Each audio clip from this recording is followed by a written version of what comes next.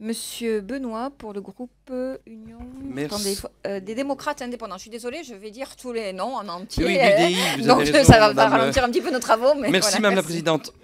Moi, je vais prendre 10 secondes ou 20 secondes tout d'abord pour rendre hommage à chacun des intervenants parce que j'ai pris le temps de regarder les parcours des uns et des autres. Sur Internet, c'est pratique maintenant.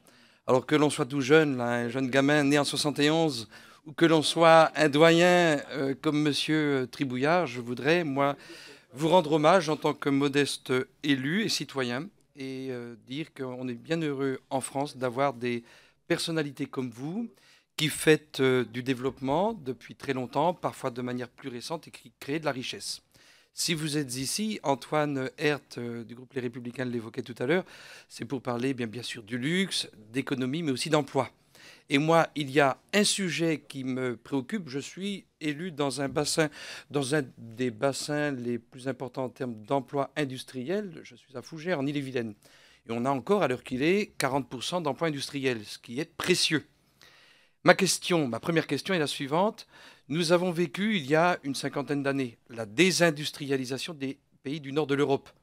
On a perdu les filières de la chaussure, du textile, de la maroquinerie, enfin tout ce qui est la production de masse. Première question, est-ce qu'à travers le luxe, aujourd'hui, est-ce que le luxe ne peut pas tirer la production industrielle en France et permettre d'opérer une relocalisation des activités que nous avons perdues il y a 40-50 ans? C'est le premier point.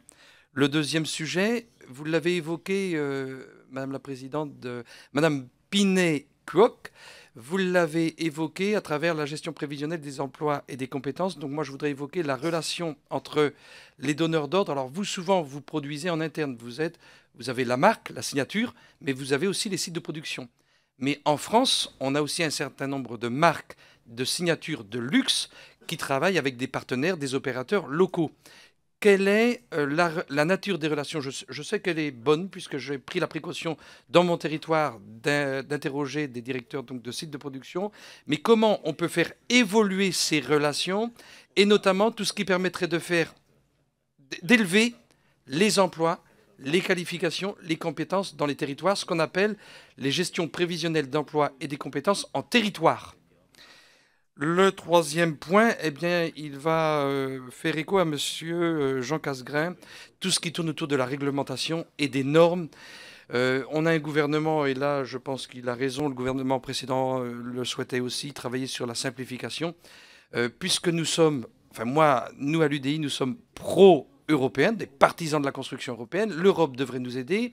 Enfin, nous, en Europe, nous devrions être moteurs en termes d'harmonisation, en termes de simplification de tout ce qui touche le côté réglementaire, ce que vous avez expliqué tout à l'heure avec les arts de la table, M. Frémont, ou ce que M. Casgrain a expliqué aussi dans son champ de compétences, la maroquinerie. Donc comment on peut, de manière simple et concrète, faire quelques propositions qui viseraient à vous simplifier la vie, vous, en tant que porteur de projet, et simplement, comme dans le domaine agricole ou comme pour le domaine industriel, eh bien que la France ne fasse pas de surenchère et ne veuille pas le laver plus blanc que blanc.